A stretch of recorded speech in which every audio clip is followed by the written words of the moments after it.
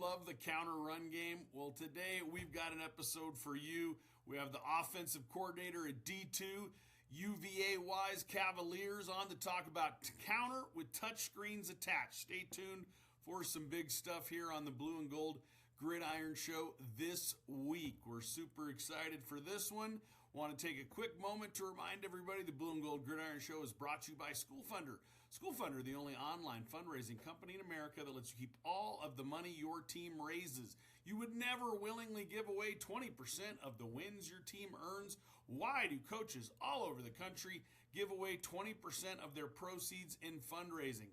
Contact the good people at School Funder at schoolfundr.org and let them know the Blue and Gold Gridiron Show sent you, as it'll help the show. While you're helping the show, go right now, click subscribe. The only goal of this show is to help reach more coaches, help young coach, any coach really, out there get more football knowledge for absolutely free. We are in the 60s on videos, and we will do at least, I guarantee you, at least one video a week for as long as I'm around to do it, because I've had a ton of fun talking to some really great coaches, including Coach Ladd on the show today. So we're excited about getting into it, Coach. But before we get into the scheme stuff, which I have been really pumped for this episode because I love me some counter, I do want to take a moment to hear a little bit about your football story. One of my favorite parts of the show is hearing about how the game has affected people and hearing everybody's story and how they came up in football, and I'm excited to hear yours. So if fill us in, Coach, we would appreciate it. All right. I appreciate you. Originally from the south side of Chicago, played college football at St. Xavier University and NAIA school. Had the blessing to win the NAIA national championship back in 2011. And when my playing career finished, I was fortunate enough to stay on staff. My first year I volunteered. I helped out with the offensive line, and our offensive line coach ended up leaving, and I fell right into a spot. So I was 23 or 24, got to run my own room, right away. And I spent 5 seasons there. I knew some people that were down at Ave Maria University in Florida. So after 5 seasons, and that staff down there had a lot of retired FBS, some professional guys on staff that were, collecting the paycheck or insurance, whatever, or just being down in the nice weather, on the back nine of their careers. And,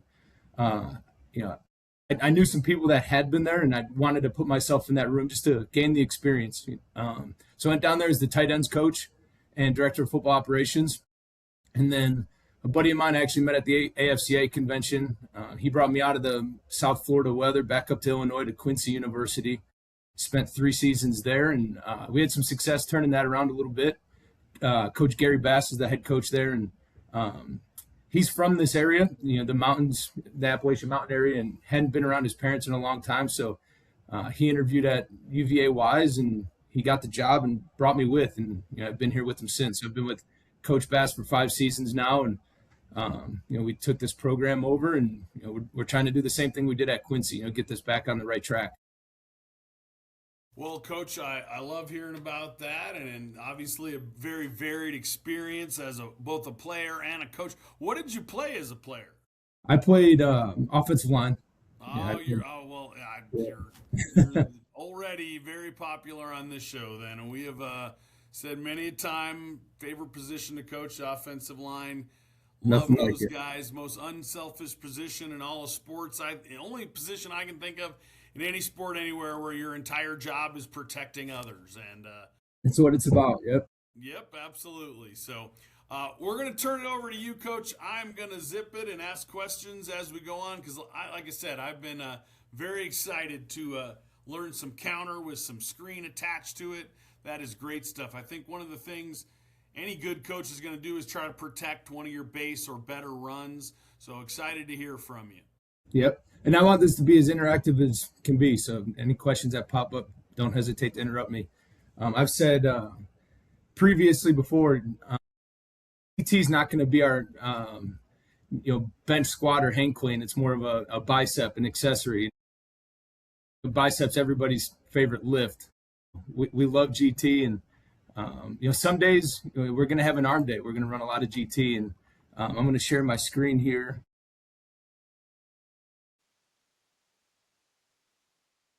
share that. And I'm going to start off talking about kind of the reasons we like it so much, and give you a little, just for everybody, a little background on it. But why GT with touchscreen? We keep our rules very simple. We're an up tempo.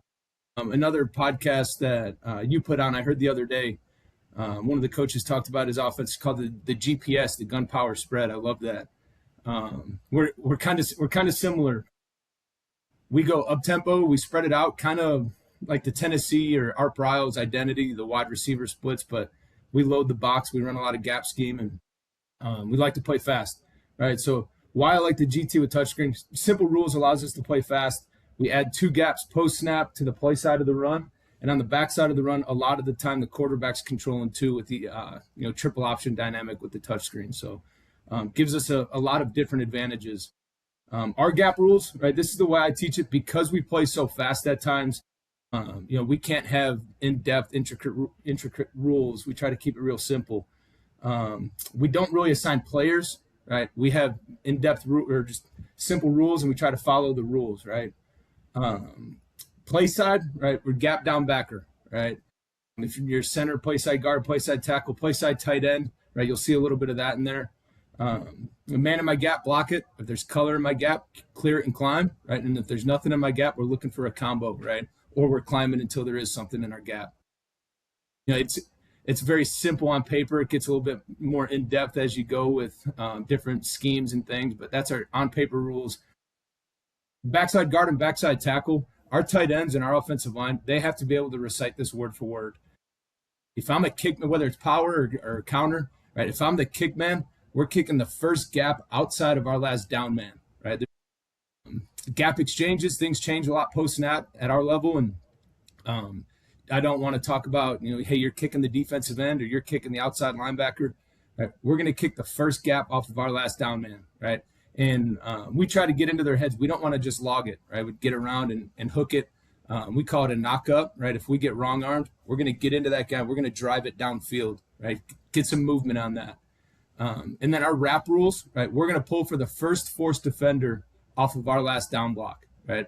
That's the rule. That's the one that some of the guys, it takes a little bit longer to understand, right? If we get a clean kick, right, that last down block is going to be our last down man, right? So if you think the left tackle gets on a down block, guard gets a nice kick, right? We're getting inside of that, and we're pulling for the first forced defender, whoever shows, off of that tackle's down block. Now, if that guard, if he's at the kick man and he has to knock up and he's taking it vertical, that becomes the last down block. Right, so now we're going to get outside of that, and we're going to find the first forced defender, whoever it is. Right, defenses. You're going to see. We talked about the good, bad, and the ugly. You're going to see some clips. Defenses always try to have that extra man fit in the box. Right, and our backs are known. They're taught that there's going to be one almost every single time that they got to beat. Right, we're doing a really good job if we can scheme it, and there's not going to be one to beat. Right, just here's a little picture of the scheme. Just very simple, right? We're down through our gaps. We got a 3 tech. We're doubling that there. Kicking the first gap off of our last down man, right? And then we're reading shoulders. We're reading that kick, right? We're up and inside it. Quarterback's going to have that backside C gap, right? That's his first read, right? Pull it or give, and then he's going to push a lot of times he's going to push. Sometimes he just, meshes and kicks it out there depending on what the look's like. But, he's going to read that forced defender out there on the backside. To whether keep it or pitch it out to that one screen. So you'll see some good clips of that. This is just some drills. I'm going to rip through these really quick. My pull drills, right? We like to give a lot of different looks. And every time we're working our pull drill, you'll see there's a center in there, right? We're getting as many people involved in these drills as possible, right? And the next couple clips, right? When you get a good kick, you get a good wrap. That's just, day one. This is early in camp for us. Just getting active, getting guys pulling and getting used to it. Now our running back coach, Pete Hartley, one day he saw us doing this, and, running backs are usually in their own, in the corner, running off of bags or, helping themselves out. He asked if he could come down for one of our pull drills, right? And we're never not going to do this from now on. We do it once a week during the season.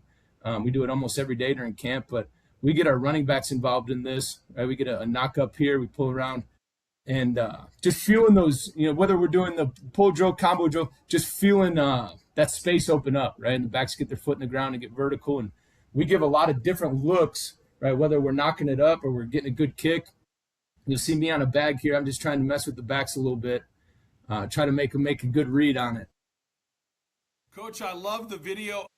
This could be a whole separate clinic on its own, but teach me how, and I really like how you talked about gap down backer, because that's similar to how we teach it, which is a little bit different than some people do it. But my question to you is, Coach, how do you teach your combo footwork wise? I'm trying to watch your left side here on the combo, but walk me through how you teach your combo. Obviously, it looks like you're working big hip to hip because they're doing a good job closing the distance, but how are you footwork wise from your guard and tackle?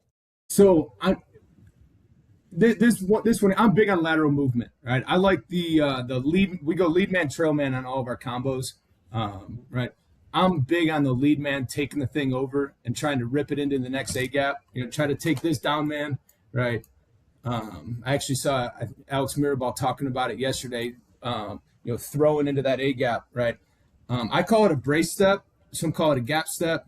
Right? He's going to just take his gap side foot. He's responsible for this A gap. He's going to take that gap side foot, pick it up, put it down, just to make sure there's nothing getting across his face. And then he's going to take the second step and get right through his crotch, right? And I want to take, as the lead man, when we're getting a lateral combo, right, I want to take as much of that body and get a strong left arm here, right, and rip it into this A gap. We call that a jack, right? We're jacking that. Our backside, our trail man, right?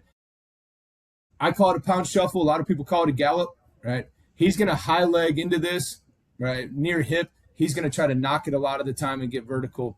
If we are we call it a biggie if we're going to get a true vertical double team, right? Get two bodies on. Now he's going to still gap step, call it a brace step, and he's going to take half the man, and then we're going to angle drive this. We're going to get into it just like it's a true one-on-one, get our face into that near number, right? We're going to get some movement on that, right? I always make sure the lead man, right?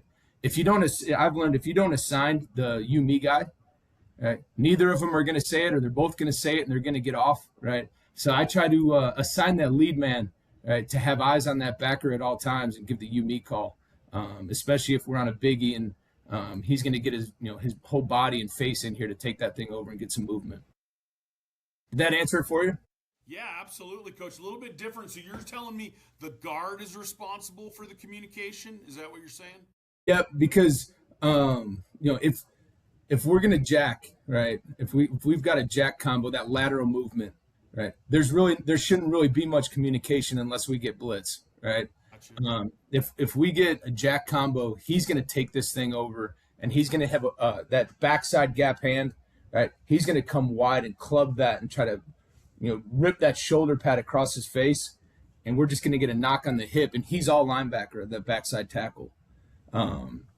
Now, if we're on the true hip to hip biggie, right? He's getting in here for the movement, and he's just getting half body lift. He's going to have more face out of that to see the linebackers. That makes a lot of sense because we've kind of switched. We went a little more lateral, as you're talking about. We used to be a big vertical combo team. Interesting that you guys differentiate. Does the guard have to know, or does it just the tackle that kind of knows how his footwork will be?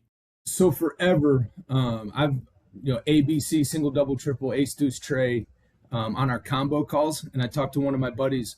That was he's one of those Twitter guys that he's in all the playbooks, he's in all the clinics constantly, and he's a great football coach. And he was talking about the 49ers. Kind of they still use the single, double, triple, but they named their combos, and instead of saying ace 55, right, they're going to talk to the guy next to each other. Hey, Josh, let's jack this 55, right? So they're calling their combos out, right? And saying, just going as I took it as far as just taking single, double, triple. Kind of in the film room, we still talk about that, but when we're playing on the field, I want to use your name, right? Hey, Josh, let's jack this to 61 here. Meaning, I'm going to take this over. I want you to knock it. We're going to get vertical. Or hey, Biggie to 61, right? So we know now we have a plan. We know exactly what we're going to do, who's getting their eyes where.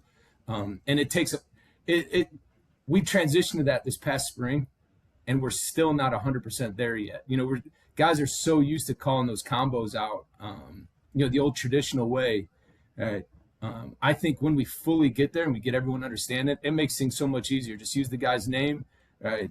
We've run into some issues in the past where the center says, "Hey, single to 61," and your guard next to you, even though there's backside, frontside rules, right? The guard might think he's talking to him, and he's going to try to get involved, and we leave a two technique open for the backfield. So I'm trying to get more into using each other's names and the type of block that we're going to do, just so there's no miscommunications. And the vertical one you called a biggie?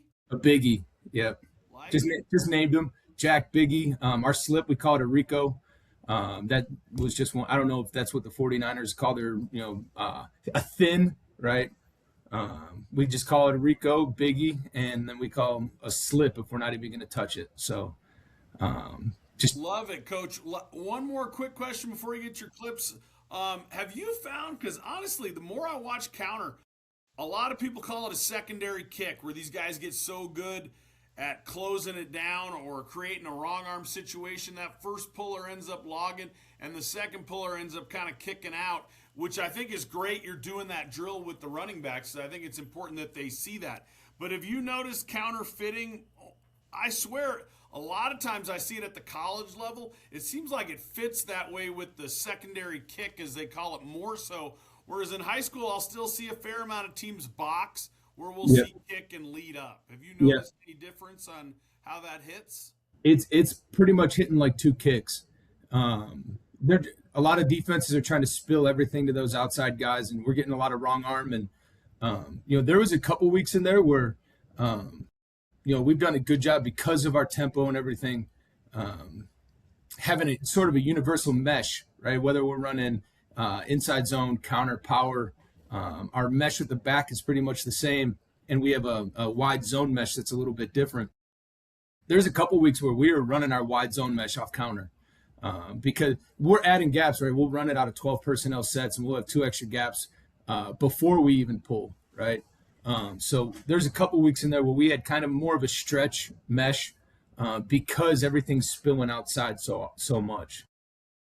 Yeah, but I definitely see that. By the way, Coach, the scenery here is gorgeous, man. What a great place to get a coach. Yeah, this place is incredible. We've been nothing but pleased about everything we've had since we've been here. So we got here January of 2024. I said I'm from the south side of Chicago. Being up here in the mountains, it's you'll never get sick of these views. It's a great little facility we have here.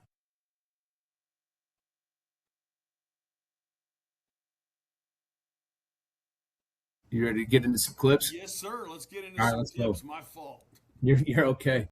So this is actually one from last season, right? After this clip, I've got every single clip that we've run. I'm kind of bummed at myself. We only ran it 18 times this year, DT with one screen, and we use it a lot as a one of our tempo calls, right? Adding gaps on the backside, controlling them on the front side, getting the defense. They don't really have a pre-snap plan here, right? Trying to just catch them off guard with it. You can see in the background, chains aren't even set yet. But this is like our base way, our favorite way to run it. I just thought it was a really good clip from last year, so I included this one. We got a little 3x1 bunch set to the field, and we got some miscommunication by the DBs. All right. Go walk in for a touchdown here, but we get a little run through here, right? So we weren't really this season here. We weren't really using those same calls that we've got this year, right? But we get a little run through. We do a good job on that play side run through with the left guard. We get a really good kick by the backside guard. Tackle gets up inside of it. Back puts his foot in the ground. Back does a really good job too, baiting that backer, right? Pressing the inside hip of that tackle there, right? Bringing that linebacker down so he can get outside of it. Get it for a touchdown. That's a coaching point for us, be the inside hip of the second puller. What do you guys use for running back coaching points? We kind of use the opposite a little bit, where we want to get into the inside hip of the puller, right? That's where we want to hit it. But we kind of want to press that outside shoulder a little bit, right, to draw that linebacker outside so we could get into the inside hip of the puller, right? He does a little bit opposite here, right? I think running back, sometimes you could overcoach a little bit, right? if we could go get, an explosive touchdown here in the run game, you just keep doing your thing, right? Keep making the offensive line right. All right, so now this is, you're going to see good, bad, ugly, right? This is all of our opponents in alphabetical order here. There's some good stuff. I might have to let it play for a second to remember exactly what we're doing, but this first clip here, we're in a 12 personnel set. We got a nub tight end in here to the boundary and a wing tight end here. And we're going to run counter into the boundary. Probably should have done a better job. Maybe not, but self-scouting. Every one of these we're running counter into the boundary with screen to the field. So I love counter to the field, screen to the boundary too, but I think you just get a little bit more space out here for that triple option aspect of it. So what we're going to do here is we're actually going to arc this tight end for the overhang here. We'd be down through our gaps on the front side. Quarterback is going to read this defensive end, right? And he's going to pull off that. He's got the option with the lead blocker here. If he triggers down right now, he should keep it. If he sits, he'll kick it out there. We get a blitz here on the backside, right? So the quarterback's he can't push to it. He's got to kick it out right now, right? Even though his read's triggering, right, is triggering down here. Because of that blitz, he kicks it out right now. He's got a good relief. I love that set too, Coach. It's my favorite. A lot of teams in our league are running it a lot. It's one of the best formations. All right, so we get backside blitz. He kicks it out there, and you go get 4 or 5, 3 or 4 on the first play. All right, no tight on that one. A couple of these games, for whatever reason, tight cameras got cut off, and they had to zoom in on these. But you can see here, we're just going to be down, right? There's no assigned men or anything like that, right? We probably have some kind of combo back to this backer that's blitzing, right? Down here, he should be right here, right? Kicking the defensive end and wrapping on a corner, right? There's that extra fitter that the back's going to have to win off of.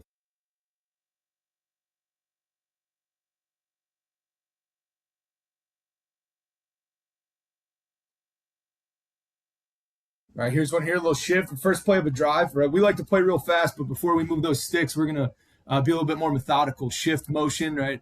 And this is going to be, talk about the good, bad, and ugly. Real close to a good, right?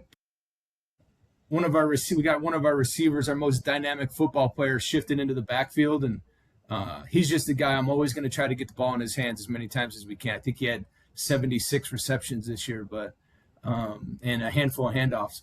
All right. Shifting from a little bunch set to a 2-back set.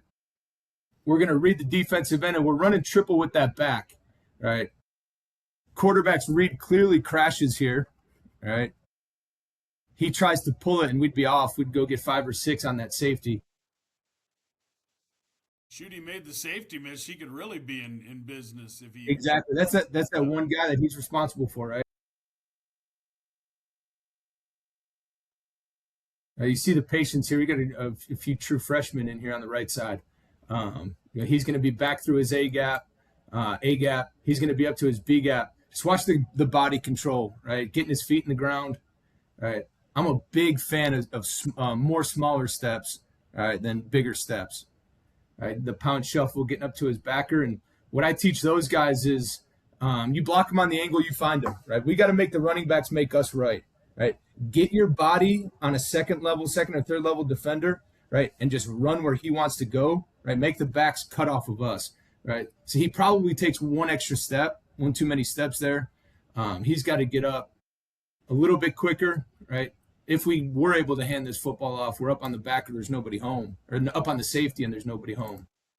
Coach, let me ask you, did he alter his combo from the backside guy when that guy left on your tear motion? Because it looks like he's climbing front side here. This is one of our openers, right? There's a good chance. I don't 100% remember, but there's a good chance that on this play here, coming from the sidelines, we usually have him drawn up or talked about. Right? He might be our read, right? That second read. If he's going out, we're gonna pitch off it, or he just alters it, right? Just stays on his path. That's kind of what it looks like, right? He's gone. He just stays on his path and gets up there. But that's the beauty of keeping our rules so simple, right? He's not out there, chasing that guy because he's gone. we get an extra hat because he leaves, right? And we could be up on that safety. And I've heard a lot of guys call this a U technique here, where that backer scrapes over, and as he's climbing, instead of kind of washing him down, he almost takes him out so that running back can be inside. I've heard a little people talk about that, but I think the footwork here from your right tackle I thought was really good. Yeah, I think, like I said, he probably takes one extra step looking for that backside backer, like you asked, but just makes a good play getting up and getting a body on. The backside tackle kind of has to make him right too, you know. He's got to get his body up there and get up to the safety. And we don't get the best kick here right off that blitz. Right, a little wide defender, wide rusher there. We got to do a better job on the kick. You got to sell out. That's like a receiver diving for a ball there, right? If you see that guy, you got to put your body on the line for the team, right? On that blitz on the kick. Here's one here. This is another drive opener, right? We've got this is quickly becoming one of my favorite sets. We've got two wings on the same side. We do a lot of this, a lot of RPO game, right? You see all the space out here, making those guys fit in the box. But we're gonna lead with our Y tight end, right, and just run a little slide screen with our H. Right, read the defensive end. We should be pitching this particular one. It looks like we're going to be pitching off this safety here. So let me ask you, Coach, because I was just debating this on Twitter the other day. Everybody was showing this James Madison clip from the playoff here. Is this he's reading the defensive end, then he gets to the slip screen? Or yep, we yep. ran this last year, and I just told him, hey, you're getting to the slip screen here on this. But obviously maybe at the college level you give him a little more variety on that. What is the line of thinking here for the quarterback? Called to pull. He's reading it, right? Most times it's, called to, I think most triple options, like the new age triple option RPO stuff, you're trying to hand the football off, and if the defensive end doesn't allow you to, right, you'll pull it and get out on the edge. This is kind of the opposite. We want to pull the football, right, unless the defensive end just absolutely doesn't allow it. Does that make sense? Absolutely, right? Coach. A lot of times these are called to pull, and it kind of gets us caught up a little bit sometimes. If we're kind of in between, we still pull it. The defensive end standing there, you got to get it out pretty quick. Well, with two there, he's got a lead blocker, man. That's good looking stuff right here. This stuff's phenomenal. Like third and short, red zone stuff. I think it's become such a big part of football that it's getting stopped more and more often. But a couple years ago, this stuff was so good down in the red zone and third down. And I think if this tight end here, if he's in a little bit better control, doesn't have his feet underneath him at all. If he can get this football and get his feet in the ground right now, he might be able to break this one. But just doesn't have his feet underneath him. Probably a much better play on paper, but that safety makes a really good play. Absolutely, he does.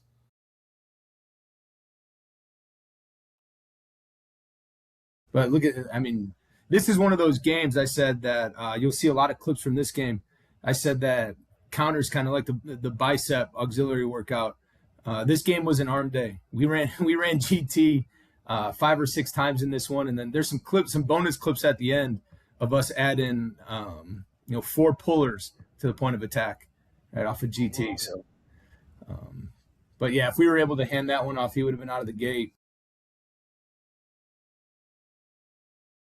All right, it looks like we might be playing fast. We kind of beat the camera a little bit, but this is another one of those nub set to the boundary here. We've got our H to the field, and he's arcing for this linebacker, right? And if linebacker's gone, he'll get himself up to the safety, right? It's kind of a double read for that guy, right? He's inside to up on this read. All right, so there's a few times on these clips where we've got our H on the linebacker and we're working all the way back to the same backer. More of a precaution for that quarterback, right? If he does pull it, we got him leading out for width. Right? If he sits in the box, he would have been up to that safety for the quarterback. Coach, and remind me again, if he pulls it, his second reads that alley player? Yeah, he's going to go read this alley player on this particular one. All right, this is an explosive. I think we can get in the end zone for this one. 62-yard touchdown. Gotta love it. I loved it. And you know, this is props to Coach Hartley for getting those running backs involved in our pull drill and our combo drills. I truly think that that drill was one of the biggest improvements we made from year one to year two. Right, just getting our backs to feel all these kicks and just different looks on the blocks. Right. Your tight end has just mauls them here. Yeah, that's a really good job by our tight down end block. here. Yep. Coach Bodine got him going good. Right. And this is kind of like you said, it's almost two kicks, right? I teach my pulls no matter what, whether we're we're the kick men, we're the rat men, we're trying to kick. It's the same technique. We're trying to get that same foot, same shoulder, right? Pull left, hit left. And I talk a lot about finishing leverage, right? I always want to finish with my body or head more upfield than the defender on our base blocks, on everything. Because we're so much about winning in our gap and lateral movement, right? Watch the right tackle on the pull here, right? He gets does a really good job, and he's trying to get his body upfield, finishing closer to the end zone. Right, and then that's just a good job by Daniel Thomas, our back, finishing the play for us. Right, another look here. This is that same RPO. This is the same. We got the nub to the boundary, wing to the field. We're going to read this defensive end. Right, that's the give read. There's our pitch read. Right, and with him blitzing, right, there's no need to push to that. Right, he's going to get it out as fast as he can. Right, we got to make one miss. We ran it off of, I think it was off an inside zone, the first drive of this football game. The exact same situation. We read this alley defender, right? Our receiver here catches this football and takes it for 50-something yards for a touchdown, right? Just one man to beat here, kind of a shoestring tackle. I think him falling on his ankle here is what gets him down, but had an explosive touchdown off of that earlier in the game. You could see the frustration when he gets up. But like I said, a lot of times on the triple option, we want him to push out to that, right? He's making that read very easy for him by blitzing. He knows he's got to get it out as fast as he can because his pitch key's on him right now.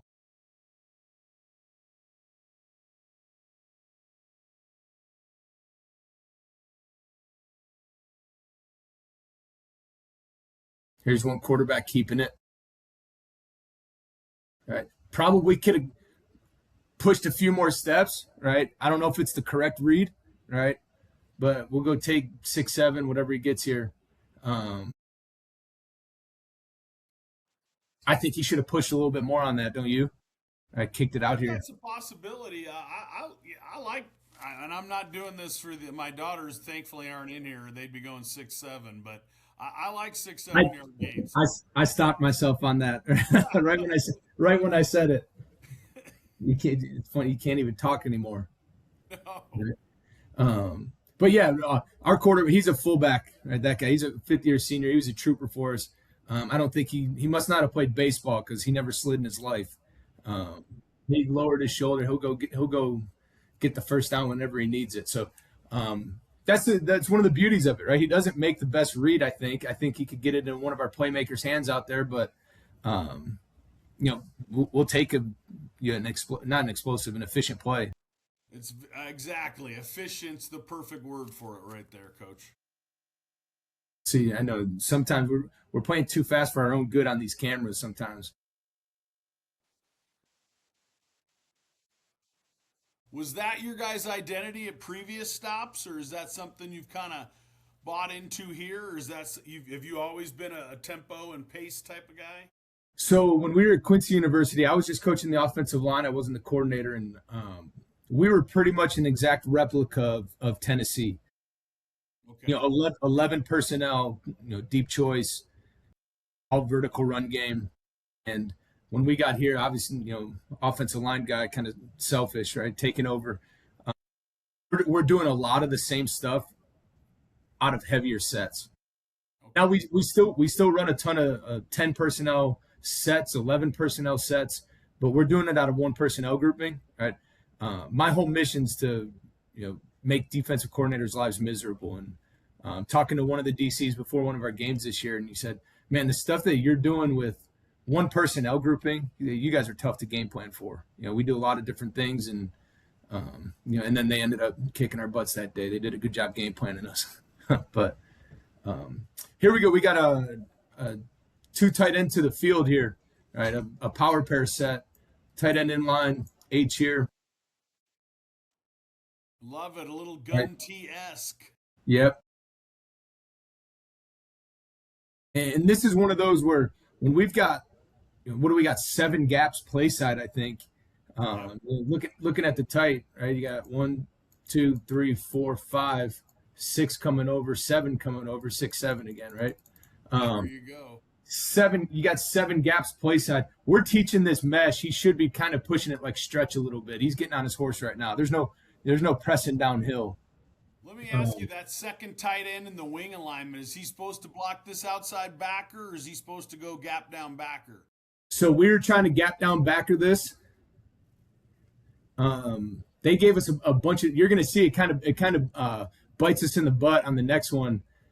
Him kind of being confused, lost in the mix a little bit. Right, but this was their will backer. Nope. I don't know where their Will and Mike are, but he was out of the box here.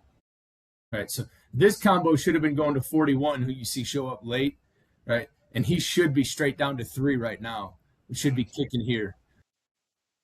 I don't know if you teach it this way, but let me ask you real quick if you want to go back. Great run here by your back. Because we have talked to our guys about always taking the inside combo, but in this case, you got a shade, 1, 2-eye, whatever you want to call it, and then you got it. So you end up what I would call a tray instead of deucing here. Is this something you guys talk about? Because obviously, if it was a 3 technique on that side, you'd probably have to get the deuce here. But I think this is really, really good job by them taking the tray or treat, whatever you want to call it, the tight end tackle combo and the guard going down. I really like that. Is that something you guys talk about, or? Yeah. Oh yeah. We drill it. We talk about it. We go as far as a lot of line coaches and a lot of people probably think I'm absolutely crazy for this. Even sometimes, depending on there's a lot that goes into using this technique. But even with the 3 technique, if we've got a 5 or 6, right? Even with a 3 technique, I call it a vice. We still might go with a tray. Tight ends, right? In our system, they're asked to do a ton, right? We do a lot of different things with our tight ends, and their main priority is not mowing out defensive ends. And we got some creatures in this league. We got some long, heavy defensive ends, and there's a lot of situations where I would much rather take a tray than a deuce, just to help our tight ends. And like you said, especially when we're pulling, right? We're adding gaps out here. I would just rather take that. It hits so far outside anyways. And when we have a 3 technique, I call it a vice by this guard, right? He's actually going to kind of take almost a stretch thought process, right? The technique's not stretch. We're going to go work to angle drive it, get into it, and then rip it back to that A gap.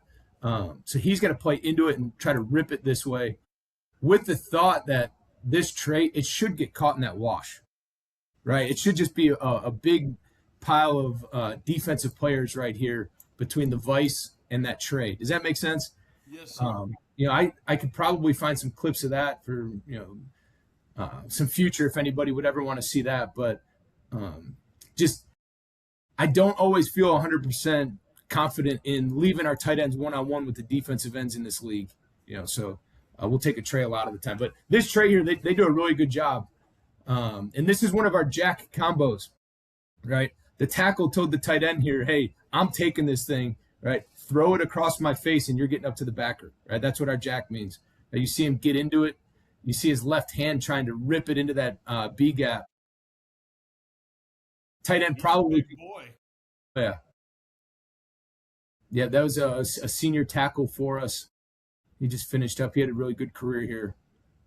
A tight end probably could have gave a little bit more on that hip, get him across his face, but we're getting bodies on.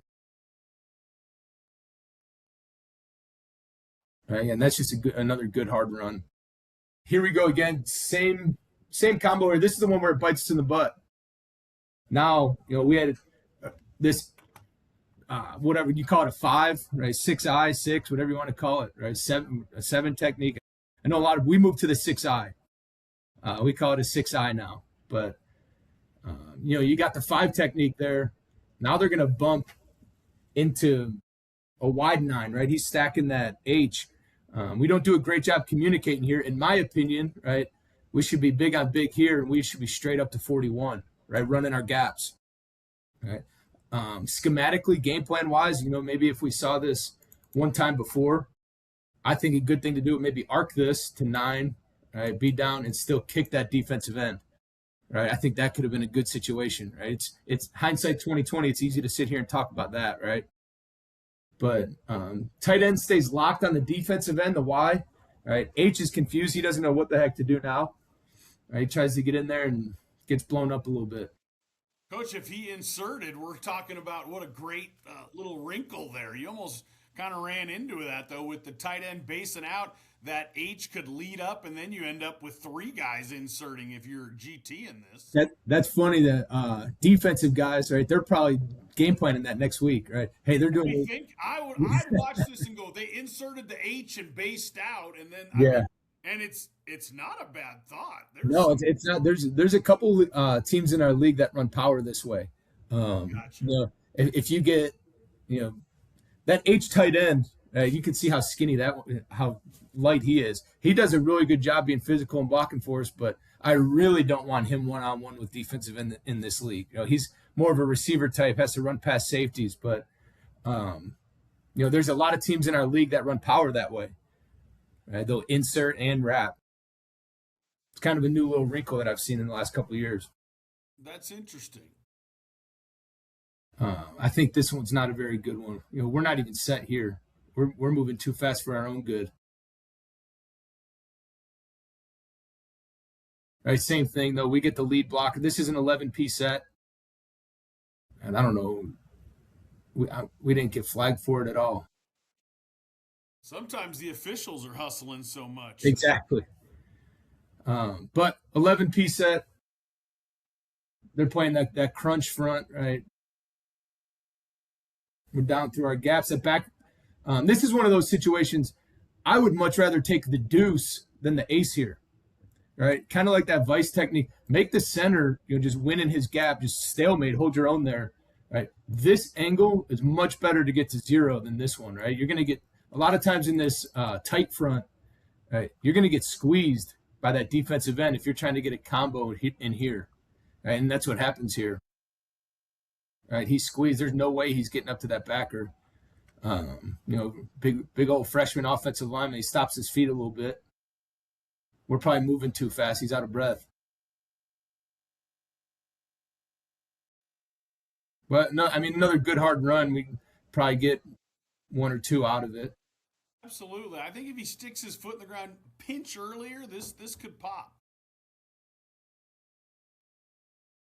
And it's just, this is right here the reason I love it. You take multiple defenders completely out of the play, right? This guy, you hand this ball off, this is one of their better defensive linemen. He can't make a play if it's clean,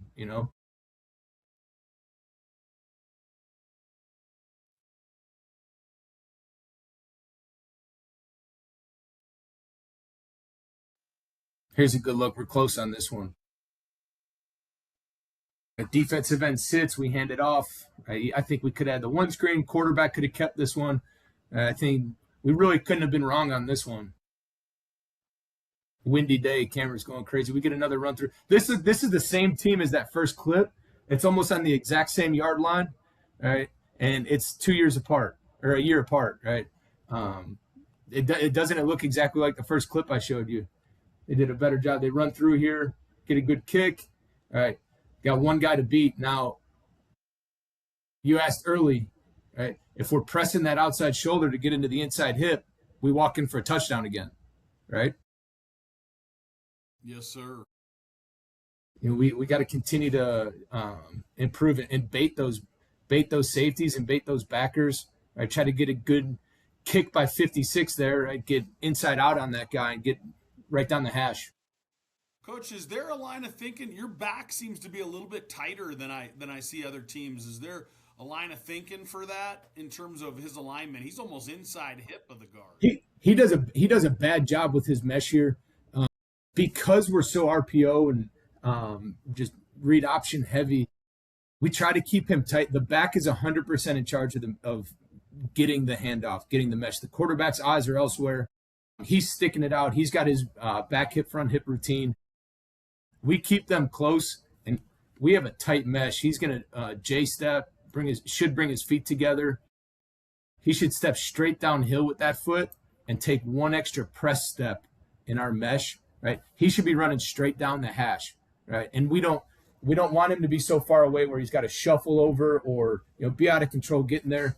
We want to get him pretty much to where he needs to be and get downhill, down that hash as fast as he can, right? So this one here, when the bullets start flying, right, you kind of get into old habits a little bit. This is a bad mesh, but he should be tight, squared shoulders, straight downhill, and that would allow him to be down the hash, right? But that's even. I'd be interested to see, go look at the Tennessee, the hypo system guys and Art Brow system guys, if they're just as close, right? Because we carried that one over from Quincy. Gotcha. Kind of hurts us a little bit in stretch and wide zone because that read happens so fast, right? Let's see if he's good on this part at least. Our backs aren't allowed to move until the quarterback catches the football, right? They're not moving on the snap. So he does a pretty good job with it here. But it's a slower mesh, more control. We're trying to get down that hash as fast as we can. Same one here. Get eaten up. Probably should have pulled that one. No, to read, I don't know. Let's see what happens here on the inside. Somebody gets blown up here.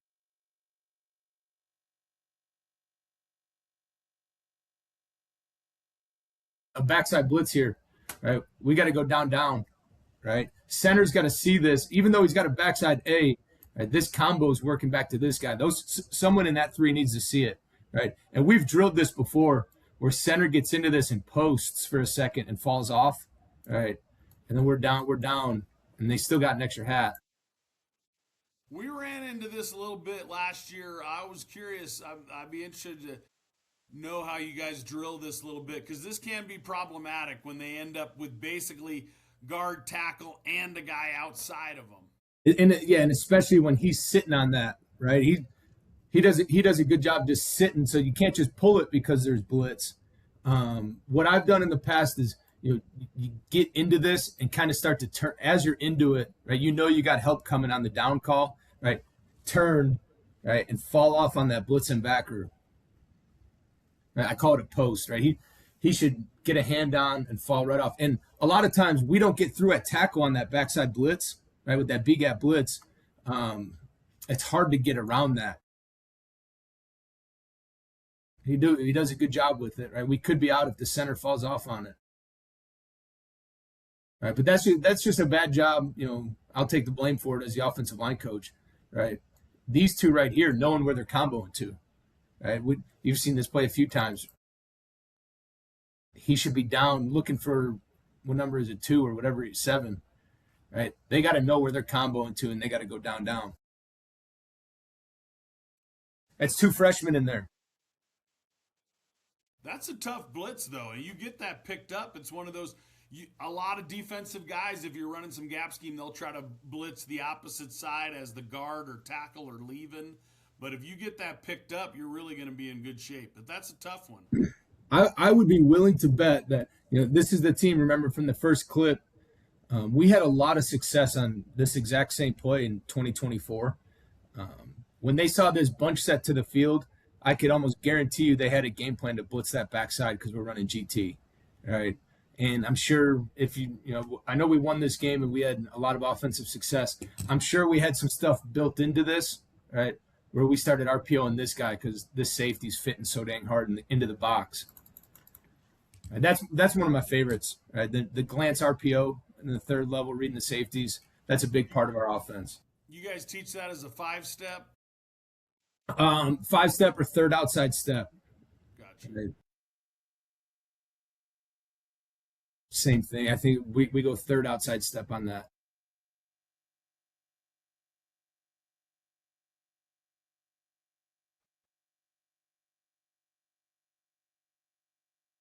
Let's see. There's not a ton more. We go down, down. Tackle does a good job. Right now the backside puller. He's 79's got to adjust. You take a rule we have is you take mine, I take yours. And I don't know if you ever heard that one before, but 76 takes that mic that we're pulling for. 79 needs to adjust and find that. And if we don't get tripped up, we might not even need to block that backside backer. Yeah, I like the way you worded that. I am not familiar with that term, but that's a good way to do it. I think if we get a good kick here and 79 doesn't get all tripped up, we might be out of the gate. You're just adding that extra hat and ignoring that backside backer, but you do a good job. This is why I love lateral movement. Look at just the center and the right guard here. How much space we get. Right? Even if he hit this downhill right now, right? There's so much lateral movement, right? And so much here. That's not an easy play for a backer with 6 yards of width, to go make a play on a running back. Right? We've scored on a lot of opportunities like this, getting downhill, having a backer unblocked, and the lateral double teams and the lateral movement.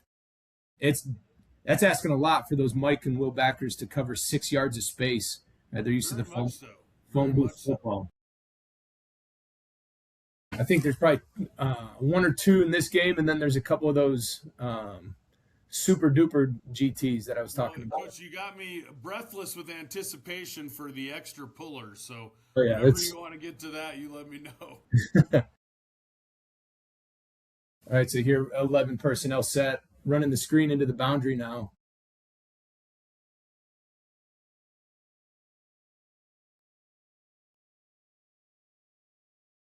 There you go. There's our GT to the field.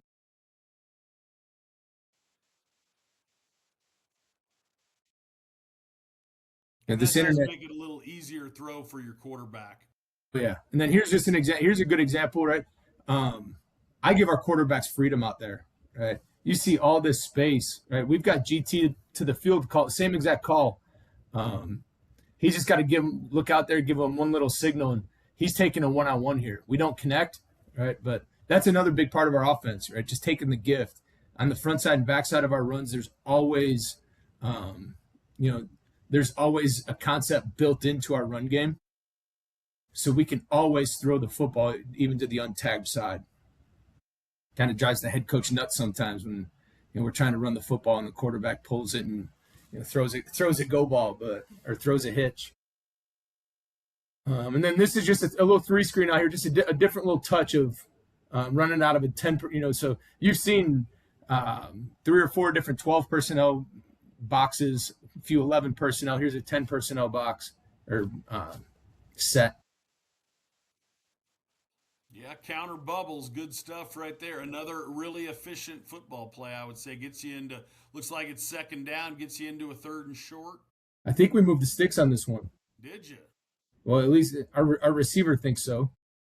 No, we don't. Yeah, he's awful close. I don't know if we do or not. He thinks we did with the little point. Could have been a good give, too. Yeah.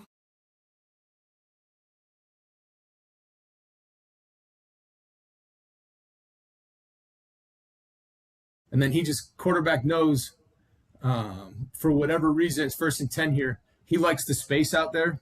You take it. Right? He sends he knows, he's got such a good feel for our offense. Our quarterback knows who the unblocked player is. He just sends our running back at his read. Hey, go whatever number that is. Go take 38. Just sends the running back straight to his read, catches the football, and gets it in our playmaker's hands as fast as he can. That's good stuff right there. Yeah, that's a good piece. All right, here you go, Coach. All right. So another pretty big part of our offense is moving the pocket, right? We move the pocket quite a bit. And, we're running true rollout, right, quite a bit, and we're in the game planning room, and I think it was our head coach. We're talking about GT and sprint, maybe putting sprint draw in because last year against this team we ran a lot of rollout, and it was in our game plan this year. Like, what if we run some kind of sprint draw with GT off of it? And I think it was our head coach's idea. He said, well, what if we pull 4 people? And we're all like, you can't do that. That's crazy.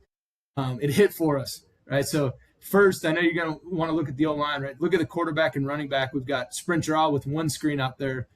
So we're pulling these two away from the picture with the one screen, right? And he's reading quarterback. We just hand it underneath. We give 4 extra gaps to the point of attack post snap. And this is what Coach. I love the set. It's what I would call a Jason Mons, I know from Arizona State, calls a ghost set, where you guys got number 2 covered up out there, but really good formation. Yeah, a little unbalanced double 2 wings in there. I don't want to call it double wing. I don't want to offend anybody. 2 wings out there. But same thing. We're just running GT up front. Nothing changes for those boys, and we just add 2 pullers to it. And this is one of those roll the dice. We're probably laughing our heads off on the sidelines and in the box watching this one hit. But, ran it once. I think we got, maybe 36 or 37 on this one. And we ran it again later in the game and had a little bit of success on it. Getting our guys downfield, having some fun. Oh, we whiff, but you just add in some. How do you ask the defense to fit that many gaps post snap, right? Very difficult, and your back does a great job when he sees daylight, sticking his foot in the ground and getting vertical. I don't know. Yeah, I don't know if any of our guys do a great job blocking here on this one, but just all the moving pieces. Good luck as a defense trying to get in there. But yeah, that was the last clip. Coach, I can't tell you, I've done a lot of these. That was absolutely one of my favorites, probably because I'm a GT guy, a gap scheme guy, but absolutely fantastic information, and I look forward. One of my favorite parts is as I do these, I get more teams to follow, and I look forward to following you guys next year as you continue to build that program, and I can't thank you enough for your time. Thank you, Coach. Yeah, awesome. I appreciate you having me on and allowing me to do this. And we will see everybody next time for another edition of the Blue and Gold Gridiron Show.